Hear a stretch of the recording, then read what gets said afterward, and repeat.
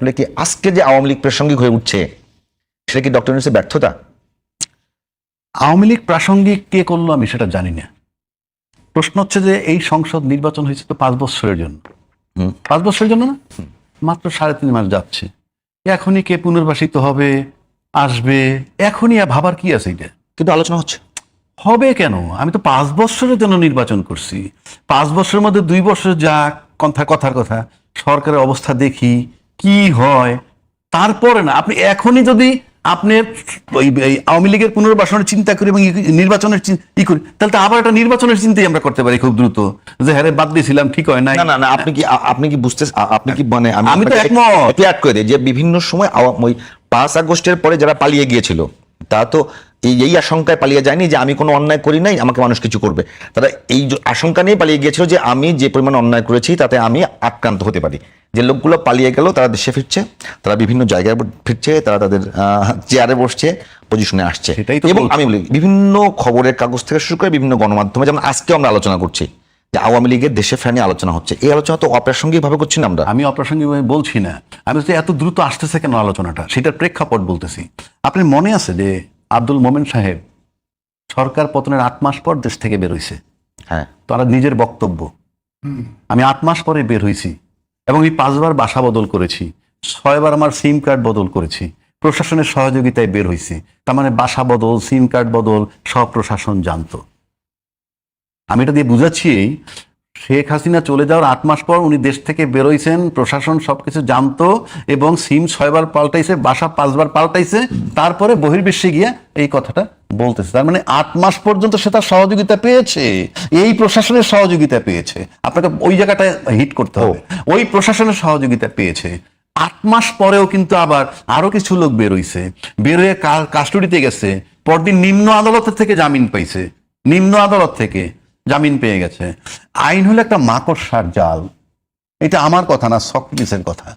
4000 বছর আগে যিনি বইলে গেছেন, আমি ঠিক অ্যাকুরেট বছর বলতে পারবো না, তখন সে যে বলছে আই সেলুট, তার মেধার সেলুট দেই। আর নয় তো একই ঘটনা তখনও ঘটতো, তা না হলে এইটা বলতো না আইন হলো মাকড়সার জালের মতো, ছোট ছোট সব আটকা পড়ে কিন্তু বড়রা জাল ছিঁড়ে বেরিয়ে যায়।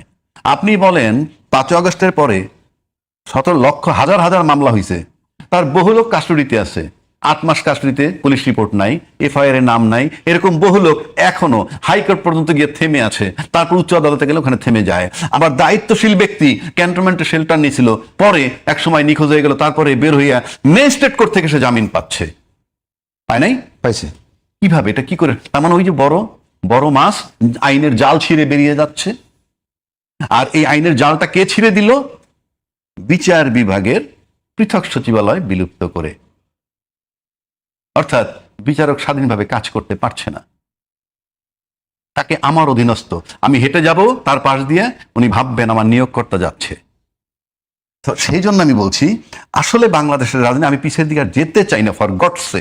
আপনারা যে আলোচনাগুলো করেন আমার কষ্ট হয়, কারণ আমি সামনের দিকে যেতে চাই। আপনি কল্পনা করেন তো, আপনি কল্পনা করেন, ধরেন এনসিপি স্টপ, কারণ আমার তো পার্লামেন্ট নাই এই মুহূর্তে, এনসিপি স্টপ, তারপরে জামাত স্টপ, তাদের কোনো রোল নাই। কিন্তু আপনি যদি এই মুহূর্তে ভাবেন সংসদে গিয়ে দুটো কথা বলবে, সরকারে 2/3 মেজরিটি বিএনপির আছে, বিশ্বাস করেন আমি মনে প্রাণে চাইতেছি বিএনপি কাজ করুক।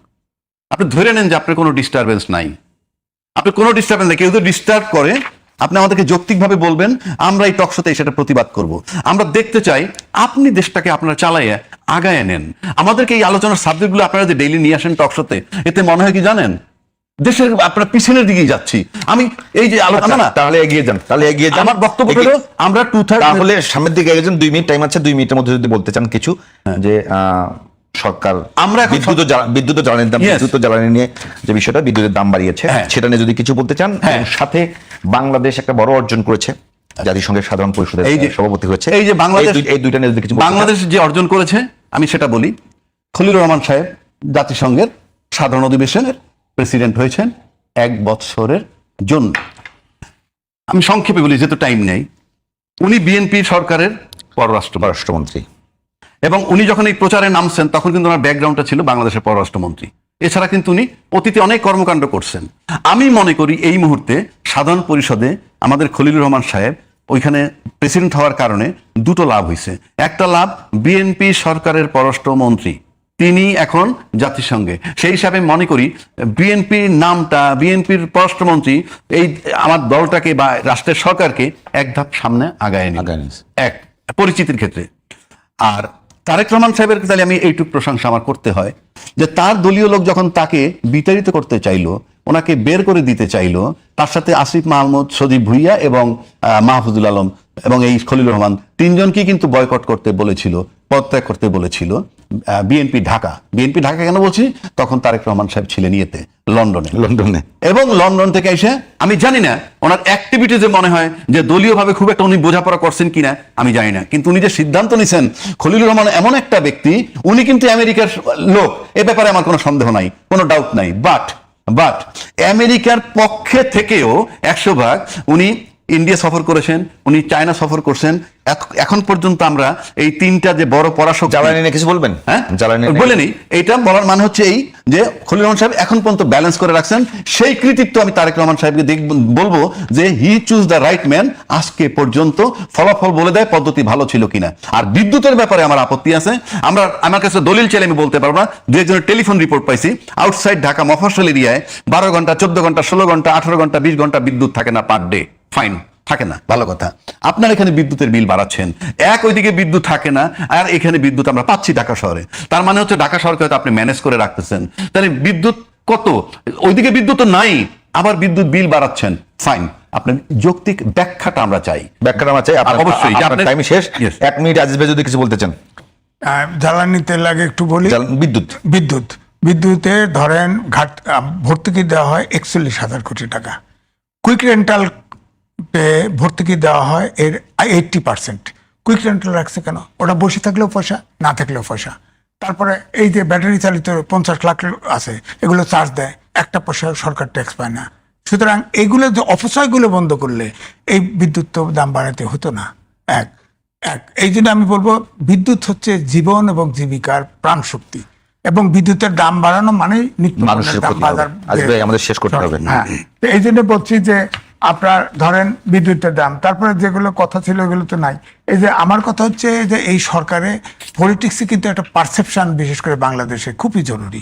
পারসেপশনটা হচ্ছে এই সরকার কিন্তু অনেক জিনিসকেই কিন্তু চতুরতা করার চেষ্টা করতেছে।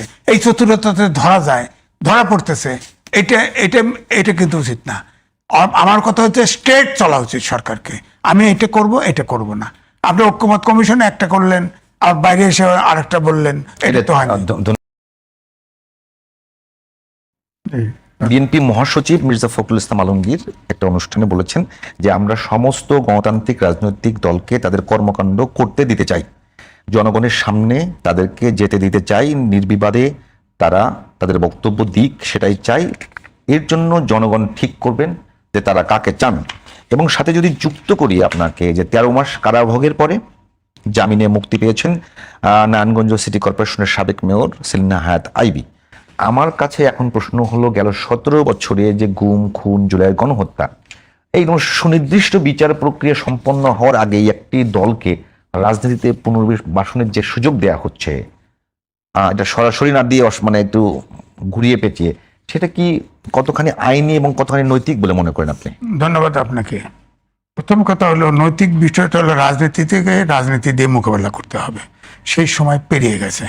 অর্থাৎ নেপালের মতো যদি তখন আওয়ামী লীগের যে অন্যায়, সেগুলো কতখানি রাজনৈতিক আর কতখানি ফৌজদারি? না, আমি ওইটাই বলতেছি, শোনেন। আওয়ামী লীগের বিরুদ্ধে যে অভিযোগগুলো, সেগুলো কি আসলে রাজনৈতিক অভিযোগ নাকি ফৌজদারি অপরাধে অভিযোগ?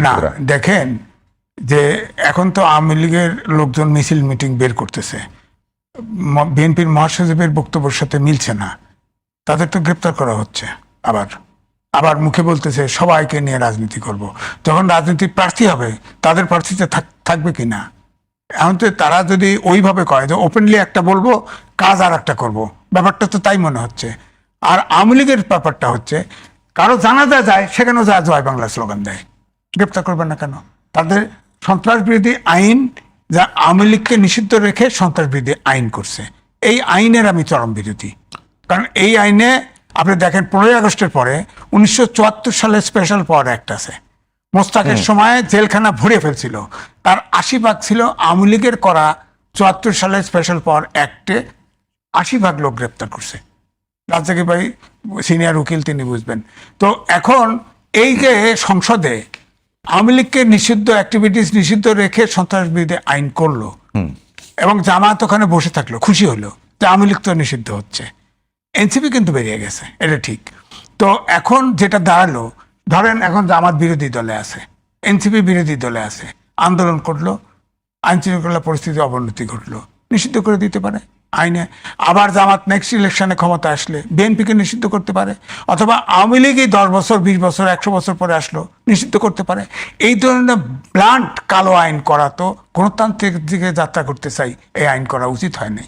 তো এখন যে পরিস্থিতি, যে ফখরুল ইসলাম আলমগীর সাহেব নিজে বলে থাকলেও শেখ হাসিনা দুটো দিক, একটা হচ্ছে তিনি নেতৃত্ব ছাড়তে রাজি না ভারতের পক্ষ থেকে, এটা আমাদের মানব জমিনের সম্পাদক সাহেব নিজে ওপেন বলছে, তার ভিডিও আছে, যে তাকে বলছে যে সে একটা ওপেন স্লোগান হয়েছিল না যে ক্লিন ইমেজের লোক দিয়ে আওয়ামী লীগ গঠন করা, না সে নিজে ছাড়বে না। প্রথমে একটা চিন্তা করছিল তার ছেলে মেয়ে দিয়ে করা, না তাও ছাড়বে না, সেই নেতা থাকবে।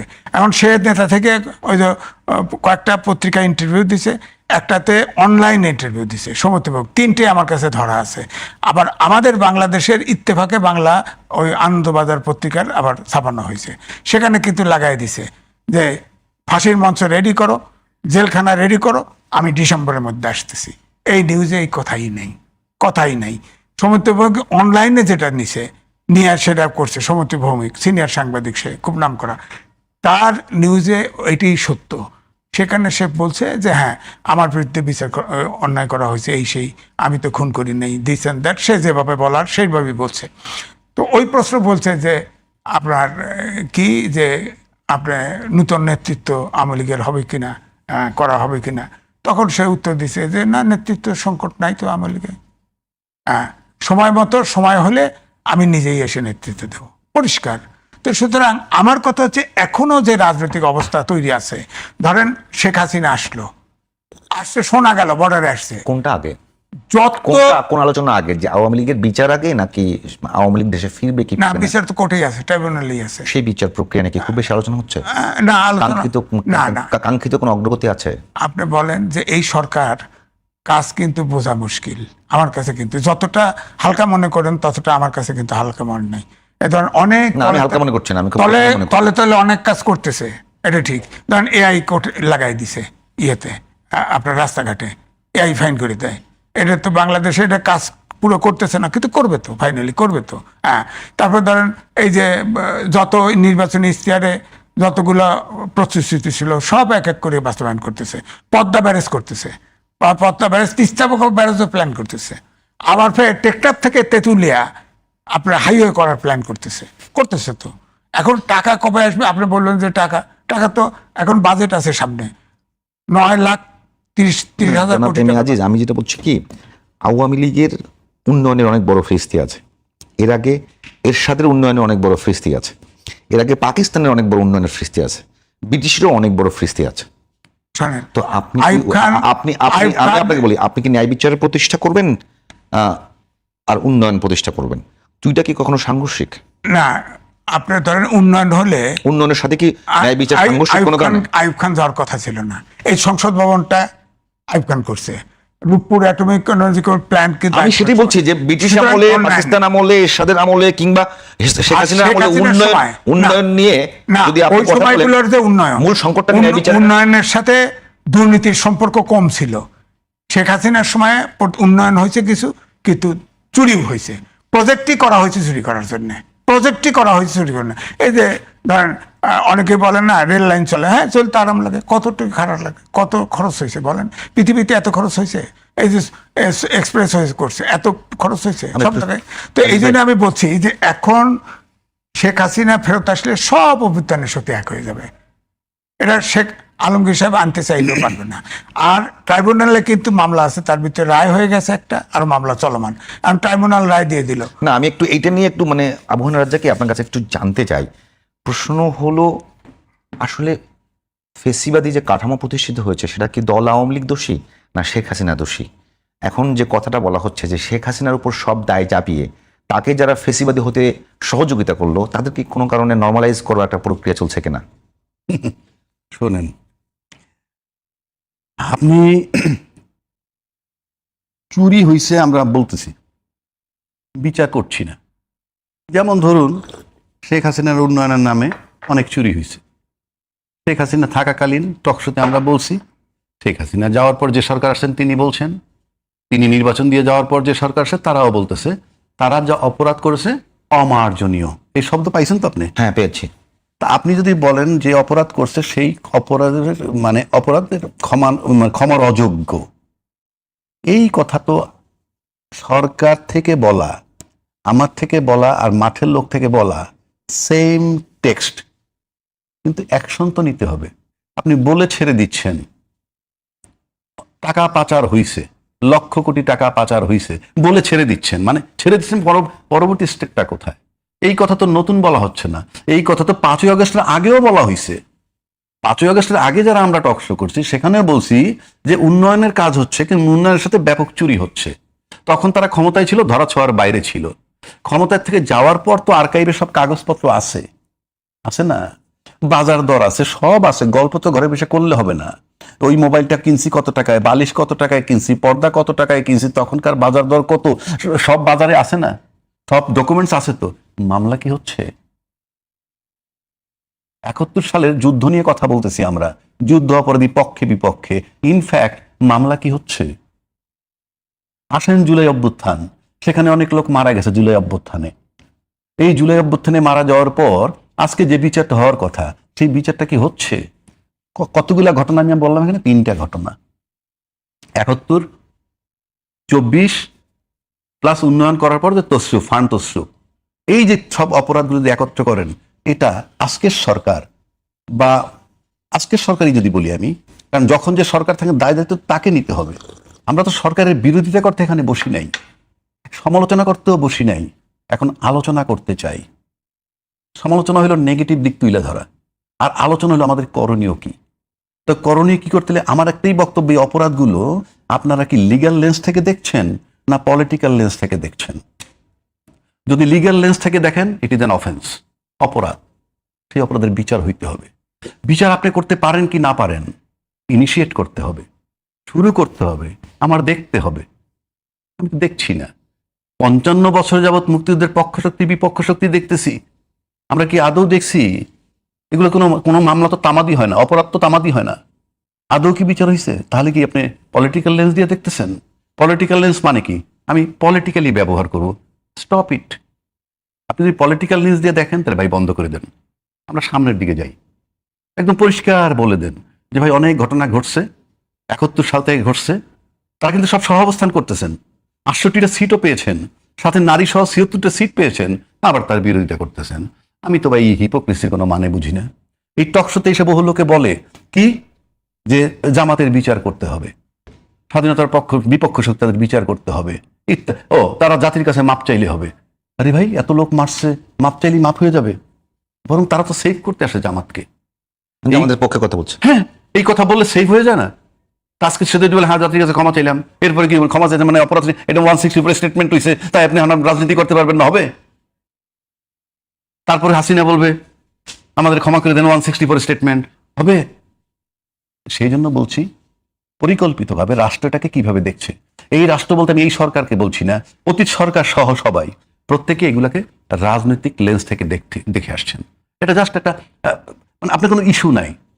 এবং পুরা দেশটা আমরা সবাই মিলে এমন জায়গায় গেছি, আমাদেরকে কে এই বয়ান শিখাইছে, এই বয়ানের ভিত্তিতে আমরা দেশটাকে আগায় নিতে পারতেছি না, থেমে আছি। এখন আওয়ামী লীগের বিচার করব, আবার জামাতের বিচার করব। তবে একটা ঠিক, ওই জায়গাটা কি বলবেন যে একেবারে সরকারের পক্ষ থেকে সরকার একদম বলছি সিনিয়র মন্ত্রী একেবারে বলছেন যে আমরা সুযোগ দিতে চাই। সেই জায়গাটা আসছি। তবে একটা জিনিস বলতে পারি, পলিটিক্যাল লেন্স দিয়ে আওয়ামী লীগ দেখবে না একটা ঘটনা, সেই ঘটনা 24-এর অভ্যুত্থান। যদি কখনো তারা ক্ষমতা ফেরত পায়, ইনশাআল্লাহ তাআলা আপনি নিশ্চিত থাকতে পারেন, তখন আর তারা এটা পলিটিক্যাল লেন্স দিয়ে দেখবে না, লিগ্যাল লেন্স দিয়ে দেখবে। মব জঙ্গি বইলা আজকে যারা আছে 70 বছর বয়স হইল তাদের মৃত্যুদণ্ড দেওয়া হবে, এটা আপনি মোটামুটি নিশ্চিত থাকতে পারেন। এইবার আসেন আপনি দায়িত্বশীল মন্ত্রী কি বলছে? দায়িত্বশীল মন্ত্রী বলছে যে আমরা সব রাজনৈতিক দলগুলোকে তাদের কর্মকাণ্ড করতে দিতে চাই, এবং সেটা আমরা ফলো দেখছি যে আওয়ামী লীগের অনেক নেতাকে এখন জামিন দেওয়া শুরু হয়েছে এবং একটা আলোচনা শুরু হয়ে গেছে সব জায়গায়। হ্যাঁ, এখন আপনি আওয়ামী লীগ এটা আসলে কি, এটা রাজনৈতিক এটা হলো বক্তব্য, এটা হলো আমার কাছে মনে হয় কি জনগণের সাথে ডিপ্লোমেসি করা। কেন বলছি যে কথাটা, এবং আপনি দেখেন নির্বিকার আমরা মেনে নিচ্ছি। যেমন ধরেন ভাই, যেটা ক্রিস্টাল ক্লিয়ার যে শব্দটা, সেটা কি? গণভোটে হাতে ভোট দিবেন। এইটার অর্থ কি বাংলাদেশে কেউ ভাববে যে গণভোট পাশ করার পর বলা হবে গণভোট আইনে নাই, সংবিধানে নাই? আবার গণভোট কি জুলাই সনদে আমরা স্বাক্ষর করতাম না, বাহানা হইতে পারে নির্বাচন নিয়ে। নির্বাচনের আগে বললেন আমরা সবার আগে স্বাক্ষর করেছি, বরং যারা জুলাইয়ের চেতনার পক্ষে যারা, তারা অনেকেই তখনও স্বাক্ষর করেন নাই, এ কথাও তো বলা হয়েছে। তারপরে যখন ভাই আপনি নির্বাচনের পর এটা বলতেছেন বাহানা না হয় যাতে, সেজন্য তার মানে কি আপনাদের ওই যে সুস্পষ্ট পরিষ্কার বক্তব্য ওই হায়ের মধ্যে ছিল অ্যাবসোলুটলি না। তাই তো আপনারা এখন এটা করছেন। তাহলে কি আপনি একবারও ভাবেন না আমি তো জনগণকে বললাম কি আর করছি কি?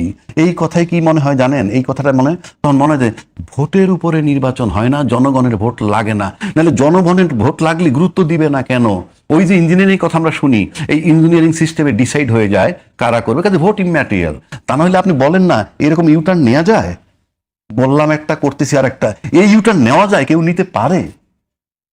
51% লোক আপনাকে ভোট দিল, 70% লোক গণভোটে ভোট দিল, আমরা সবাই ইউটার্ন নিয়ে নিলাম। কেন কথাটা বলছি? এই যে হায়ের ভিতরে না, যেটা পরিষ্কার করেন আফটার ইলেকশন। তাহলে আপনারা যে নির্বাচন আওয়ামী লীগের কার্যক্রম নিষিদ্ধ করছেন to get the popularity of the people, ওইদিকে আইন করছেন, এইদিকে ধরছেন না। তার মানে হায়ের ভিতরে না, নায়ের ভিতরে হা। অর্থাৎ আমি কাগজে কলমে দেখাচ্ছি রাজনৈতিক কর্মকাণ্ড নিষিদ্ধ, কিন্তু মাঠে হচ্ছে। তার মানে ওই গণভোটের মতোই, ওটা হয়তো আন্ডারস্ট্যান্ডিংও থাকতে পারে। কারণ তাই সেকেন্ড একটা চ্যাপ্টারে আসেন, শেখ হাসিনার প্রতি ইনসাফ করা হবে, এই কথাটার মানে কি? আপনার কাছে শেখ হাসিনাকে ইনসাফ করা হবে না, কিন্তু উনি দেশে আছেন, ন্যায় বিচার মানে তো ইনসাফ। No, who has told you? ইনসাফ কি আপনি করবেন না কোর্ট করবে? আদালত করবে। আদালত ইনসাফ করবে না, বিচার করবে।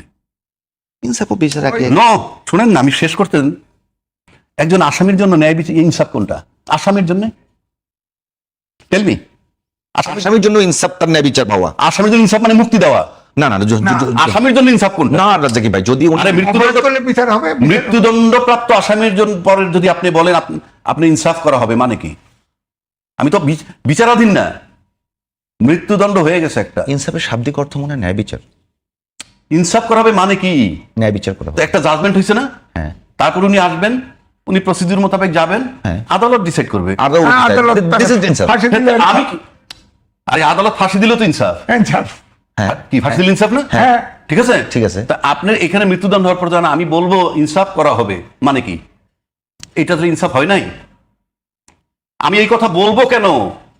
কথাটা আপনি বুঝতেছেন না। না, ঠিক আছে। একজনে- আপনি বলছেন যে ওই জায়গা থেকে বলতে রাখেন, আমি পারেন বলি কিনা। না, আসেন না, আপনার কাছে একটা লোক দণ্ড হয়েছে, আপনার কাছে আসছে পলাতক ফর এক্সাম্পল, আর ঠিক আছে তুই যা স্যারেন্ডার কর গিয়ে, কথার কথা স্যারেন্ডার কর গিয়ে, তোর প্রতি ইনসাফ করা হবে। এটা অর্থ কি দাঁড়াবে তার কাছে? আপনার সাধারণ জ্ঞানে বলেন, তার কাছে অর্থটা কি দাঁড়াবে? সে মানে সে মুক্তি পাবে, মুক্তি পাবে, ফেভার পাবে, এটা ব্যাস এখানে থাকেন। এইবার আসেন, তাহলে এই একটা কথা, কেন এটা আপনার কনফিডেন্স কোথা থেকে হইলো আপনি ইনসাফ করবেন? কনফিডেন্সটা কোথা থেকে হইলো? কারণ আপনি যখন আপনার নির্বাচনী ইশতেহারের ভিতরে ছিল বিচার বিভাগের জন্য একটা পৃথক সচিবালয় করবেন, ছিল না?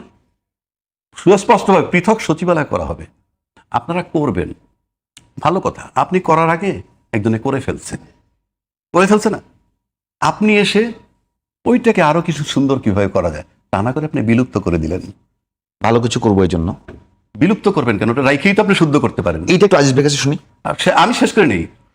সংশোধন করতে পারে, Yes! বিলুপ্ত করবেন কেন আপনি? সংশোধন করতে পারে। আমি শেষ করে দিই। Please. আপনি স্টুডিও সাজাইছেন, ওকে, এই স্টুডিও আরো সুন্দর করবেন। ওই স্টুডিও আজকে তো বন্ধ কেন?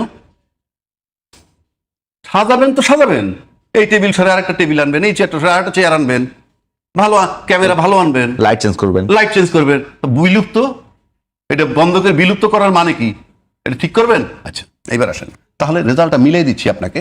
আপনার দায়িত্বশীল যিনি বলছেন, এই পৃথক সচিবালয় হওয়াটা যখন আপনি বিলুপ্ত করে দিচ্ছেন, তখন you are giving an indication যে তোমরা চলে আসলা নির্বাহী বিভাগের অধীনে। আমি কি বুঝাইতে পারছি আপনাকে? বুঝতে পারছি, সেটা শেষ করে দিই। সে বিতর্ক তো অনেক বছর। আর সচিবালয়, তখন তো সচিবালয় হয় নাই পৃথক, কথা না, বুঝেন না কেন? না, না, না। তো এখন তো হওয়া সচিবালয়টাকে আপনি বিলুপ্ত করে দিলেন। তার মানে কি, যাকে স্বাধীন করা হয়েছিল তাকে আপনি অফিসিয়ালি পরাধীন করলেন। তার সাথে ইনসাফ করবেন বললেন, তার সাথে আপনার নেতার কথাটা মিলান, তাহলে পরিষ্কার বোঝা যাচ্ছে যে আপনি একটা প্ল্যাটফর্ম তৈরি করতেছেন তাদেরকে আনার জন্য। এখন আনবেন কি না আনবেন সেটা আপনাদের বিষয়। আর আমি বলতেছি যে এইটা শুনি না আজিজ ভাইয়ের কাছ থেকে। আজিজ ভাই, তাদেরকে আনবেন কি আনবেন না মিলে যায় তো বিষয়। এগুলা। আমি একটা বিষয় একটু আপনাকে প্রশ্ন করতে চাই। এখন যদি দেখি যে জুলাই অভ্যুত্থানের সময় এখানে গণহত্যা হয়েছে, হয়েছে। আচ্ছা, এই গণহত্যার দায় আসলে কার? তাই যারা সরাসরি গুলি করেছে তারা, যারা সময় ক্ষমতা ছিল তারা, দল আওয়ামী লীগের কি এখানে কোনো ধরনের কোনো সম্পৃক্ততা আছে কিনা? শোনেন, একটা দল হচ্ছে তার নেতাকর্মী মিলা, হুম, এবং গণহত্যার রাজ্জাকি বা বিচারক গণহত্যার কোনো মাপ হতে পারে না। তো দল আওয়ামী লীগের কোনো দায় আছে কিনা? গণহত্যাই মাপ পাওয়া উচিত। হ্যাঁ, আওয়ামী লীগের কোনো দায় আছে কিনা এটার মধ্যে? দায় থাকবে না কেন? নেতাকর্মী মিলেই তো দায়, যারা ঘটাইছে তারা। আবার ট্রাইব্যুনালটা করছে আওয়ামী লীগ, সরকার আওয়ামী লীগ হাসিনা বানাইছে না, সেখানে সেটাকেই কিছু মডিফাই করে আরো বেটার করে সেটাতেই বিচার হচ্ছে। তো সেখানে ট্রাইব্যুনাল যদি মনে করে বিচার আছে না, অলরেডি শেখ হাসিনাকে একটা ফাঁসি দিচ্ছে না, আরো বিচার আছে না, এখন বললো যে এই আওয়ামী লীগ সন্ত্রাস গণহত্যা করছে, নেতাকর্মীরা গণহত্যা করছে, তাদের সন্ত্রাস বিরুদ্ধে তার গণহত্যা করছে, সবাই দায়ী। আওয়ামী লীগ সন্ত্রাস বিরোধী দল, একটা সন্ত্রাসী দল, নিষিদ্ধ হতে পারে, হতে পারে। এক। দুই হচ্ছে যে আপনি চিন্তা করেন, আপনি যেটা আগে বললেন যে আইভি আপনার মুক্তি পাইছে, ওই যে বদি মুক্তি পাইছে, এরকম অনেকে মুক্তি পেয়েছে। তো এটা মুক্তি পাচ্ছে, আপনি আইভির বিরুদ্ধে হত্যা মামলা দিলেন কেন? শামীম ওসমানের মতো লোকের সাথে সে ফাইট করে নারায়ণগঞ্জে টিকে আছে, সে তো কোনো খুব একটা অপকর্ম তার ভিতরে তার বিরুদ্ধে ছিল না।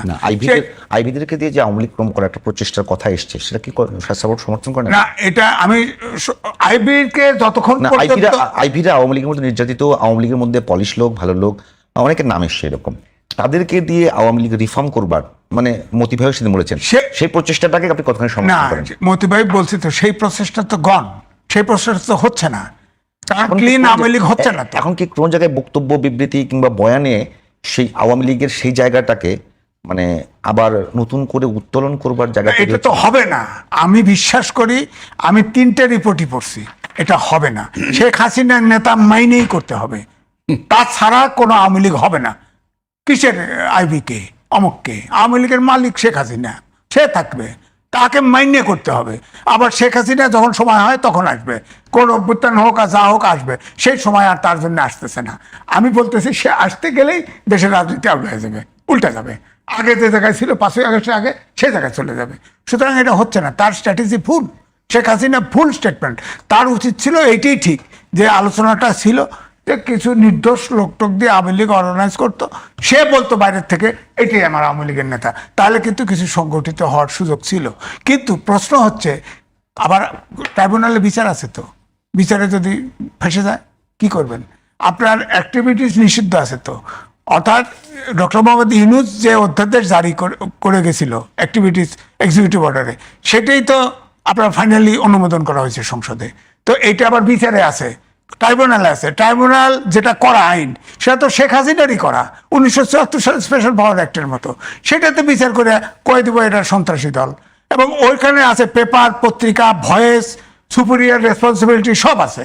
ট্রাইব্যুনাল একটা আন্দা জায়গা, সেখানে আপনাদের ফাঁসানো কোনো ব্যাপারই না, কারণ সব কিছু সাক্ষী চলে। তা আপনি এটাকে ওখান থেকে মুক্তি পাবেন কেমন যদি বিচার করতে চায়? আমি রাজ্জাক বেগমের সাথে একমত যে আপনি 173টা অধ্যাদেশ ছিল, আপনি 4টা অধ্যাদেশ বাতিল করে দিয়েছেন, আর 16টা অধ্যাদেশ বলছেন আরো শক্তিশালী করে উত্থাপন করা হবে পারবেন। ঠিক আছে, করতে পারেন। কারণ হচ্ছে 133টা অধ্যাদেশ যে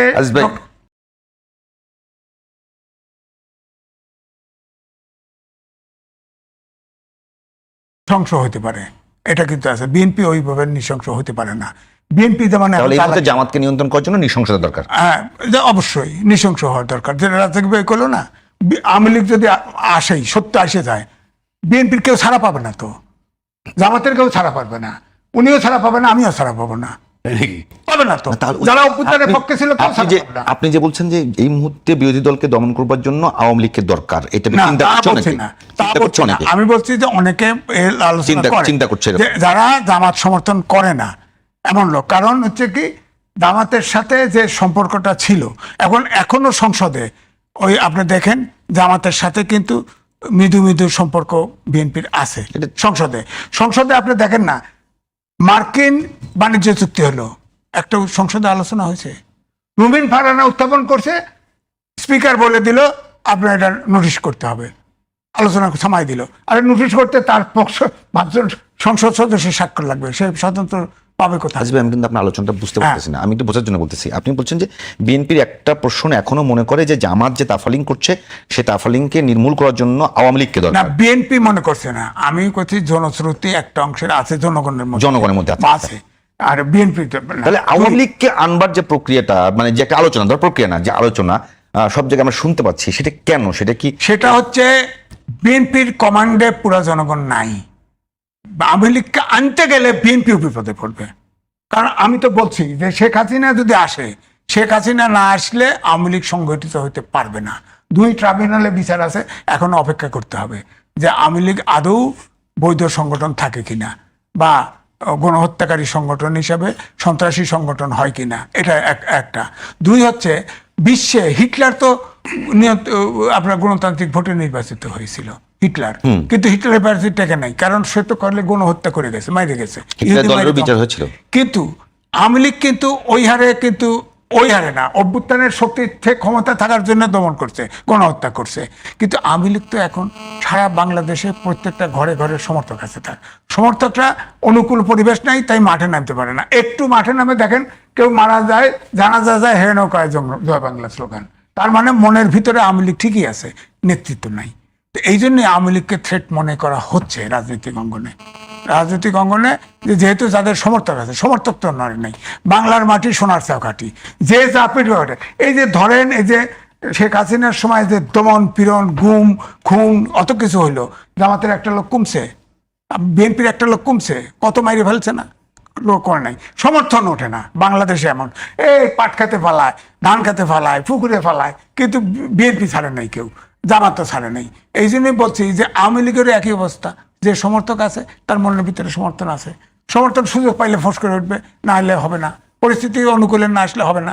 তো এখন আমার বক্তব্য হলে, আপনি গণতন্ত্র যদি চাই, আমি সময় মতো হিট করলাম না কেন, অর্থাৎ নেপালের মতো তখন যদি নির্বাচন হইতো, তখন আমি কিন্তু বলছি যে বিএনপি ইউনুসের ফাটাবাসের চিপায় পড়ছে, কারণ বিএনপিকে প্রতিবাদ করতে শুনি নেই।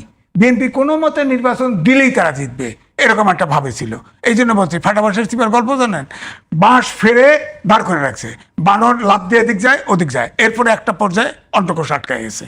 হ্যাঁ, অন্ডকোষ আটকানো উনি বলছে না, ঐক্যমত কমিশনে সালাউদ্দিন সাহেব সবসময় যে বক্তব্য রেখেছে তাতে সে নোট অফ ডিসেন্ট দিছে, এবং ঐক্যমত কমিশনের নোট অফ ডিসেন্টের নিচে লেখা আছে, নোট, যারা নোট অফ ডিসেন্ট দিয়েছে জনগণের ম্যান্ডেট পাইলে তারা তাদের মতো করে বাস্তবায়ন করতে পারবে। তার মানে ঐক্যমত কমিশন তাদেরকে দায় মুক্তি দিয়ে গেছে। সালাউদ্দিন সাহেব ওই জায়গায় ঠিক থাকলো না কেন? তারেক রহমান শেষে কইলো কে যে ভোটে ভোট দেন, তারা ওই স্ট্যান্ডেই থাকলো না কেন? তা এর কি সাপোর্ট করতে হবে? আপনি বললেন যে না, ইলেকশন যদি না দেয়, এই জন্য ইলেকশন দেয় না, আপনি সংবিধান করেন, 18 মাস পরে ইলেকশন আপনি রাজি হইলেন কে? 18 মাস সংবিধানে কোথায় আছে? আপনার 6 মাসের ভিতরে নির্বাচন আদায় করলেন না কেন? আজান দিয়ে নামলেন না কেন মাঠে? ইংলিশ সরকার লাঠি ছিল, কয়েকজন লোক তাও চুরি বাটপাটি নিয়ে ব্যস্ত। হ্যাঁ, এখন সবগুলোর বিরুদ্ধে, প্রায় সবগুলো ইংলিশ সহ সবগুলোর বিরুদ্ধে দুদকে অভিযোগের বিচার হয় না কেন বলেন? আপনি সিএনএন এর এক্সিকিউটিভ মারা যায়। একটা অভ্যুত্থান, মানে অন্য প্রশ্ন করে, অভ্যুত্থান পরবর্তী সরকার হিসাবে ইউনূস সরকারকে মানে আপনি কিভাবে মূল্যায়ন করবেন? খুব বাজে হবে না খুব ভালোভাবে? এটা বর্গি, ব্রিটিশ আমলের বর্গি, এরা লুটতরাজ করতে দেশটারে ফোকলা বানায় দিয়ে গেছে। এই দোষটাকে মানে যে কোনো ইলেক্টেড সরকারও ঠিক করতে পুরা জনগণের সমর্থন লাগবে, এই দেশটা ঠিক করা সম্ভব না। ধরেন 28 লাখ কোটি টাকা ঋণ রেখে গেছে, ব্যবসা নাই, বাণিজ্য নাই, ইউনূস সরকার। হ্যাঁ, ইউনূস সরকার। এখন সরকার, হ্যাঁ, 1 বছর 18 মাসে, হ্যাঁ 18 মাসে হিসেবটা না, সব মেলা, সব আওয়ামী লীগের থেকে তো এখন আমি বলতেছি যে শোনেন, এছাড়া ব্যবসা নাই, বাণিজ্য নাই, তারপরে যে প্রবাসী আয় ছিল, প্রবাসীরা মধ্যপ্রাচ্যের যুদ্ধের কারণে সেটাও তো এখন কমে গেছে। তো এখন তো এই যে আমি মনে হয় আপনাকে প্রশ্নটা বুঝাইতে পারি নাই। আমি বলতেছি যে মানে যে কোনো দেশে অভ্যুত্থানের পরে সরকার আসে, সারা বিশ্বে বিভিন্ন সময় আসছে, সেই হিসেবে ডক্টর ইউনূস খুব ফেল নাকি সফল? শূন্য শূন্য। শূন্য। ওর বিচি কেটে দেওয়া উচিত। ও দেশটারে শেষ করে দিছে একদম। কিভাবে দেশ- যার নাম করে দিছে। কিভাবে? আপনি বলেন, সে আপনি উত্তরা দিয়ে বাড়ি যান, তার মতো মোনাফেক চতুর আর নাই এই বাংলাদেশে জন্মগ্রহণ করে নাই। সে বাংলাদেশেই না। আপনি চিন্তা দিয়ে বাড়ির আপনার সাথে কি কোনো কারণে মনে করেন কোনো কারণে যারা অভ্যুত্থানে পরাজিত হয়েছে তারা যেরকম ডক্টর ইউনূসকে একেবারে কড়া সমালোচনা করে, আপনি কি সেরকম করছেন কোনো না। কারণে? আমি নাকি বুঝে শুনে? শোনেন, আমি মুক্তিযুদ্ধ করেছি 71 সাল থেকে মুক্তিযুদ্ধের সাথে কি ডক্টর ইউনূসের কোনো ক্লাস আছে? আমার সে তার কোনো ফিলোসফি নাই। তার ফিলোসফি হলো লুট করা এবং আমেরিকান কায়দায় নামে বেনামে মাল লুট করো। উত্তরা দিয়ে বাড়ি যান, অর্ধেক জায়গা ছেড়ে দিয়ে গেছে, কিন্তু তার নামে কিচ্ছু নেই।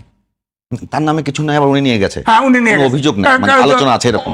আলোচনা না, একজন সিনিয়র সাংবাদিক হিসেবে আরে আজিজ ভাই, ভাই, আলোচনা দিয়ে কি কোনো না না তথ্য না দেওয়া না, যায়? শোনেন, সে করছে কি, তার প্রতিষ্ঠান ওই যে গ্রামীণ ব্যাংক, গ্রামীণ ফোন, ওইসব নামে লইছে, ও আচ্ছা। বুঝছেন না, ইনডাইরেক্টলি। সেই ফাইনালি তার ট্রাস্ট, গ্রামীণ ট্রাস্ট, এইসব নামে লইছে, নিয়ে দিয়ে বাড়ির অর্ধেক লয়ে গেছে। সে অর্ধেক লয়ে গেছে। Yunus medical, Yunus nursing home, সব বিল্ডিং উঠে গেছে, বিল্ডিং উঠে গেছে সব। আবার দেখেন, আপনি বলেন তো দেখি, সে এখন ভিভিআইপি আছে। 1 বছরের সে নিজে প্রজ্ঞাপন জারি করে এসএসএফ সে পাহারা নিচ্ছে 1 বছরের জন্য। এই সরকার কিন্তু সেটা আবার বহাল রাখছে। কেন? সে সে সকালে উঠে গোপনে 7টার ট্রেন ধরে, 7টার প্লেন ধরে চলে গেছে। কেন? তার কি শেয়ার হয়েছে? কেউ জানে না। একটা ভিআইপি গেল, কেউ নিউজ নাই, টেলিভিশন জানে না, কিছু জানে না। এটা তো চুরি করে দেওয়া। এখন আছে অনেকে ওইখানে থেকে। মানে আমি আমি যেটা বলতেছি কি, ডক্টর ইউনূস আপনি যে সমস্ত কথা বললেন সেগুলো তার দুর্নীতি নিয়ে কথা বলছেন, যেগুলো বিচার হবে।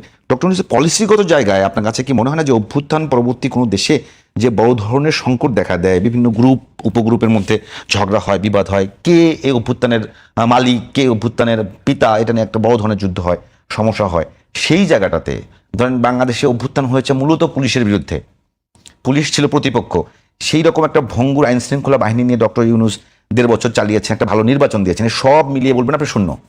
না, নির্বাচন দিয়েছে, কিন্তু ইতিমধ্যে চুরি চামারি যা করার করে ফেলছে, সময় মতো নির্বাচন দেয় নাই।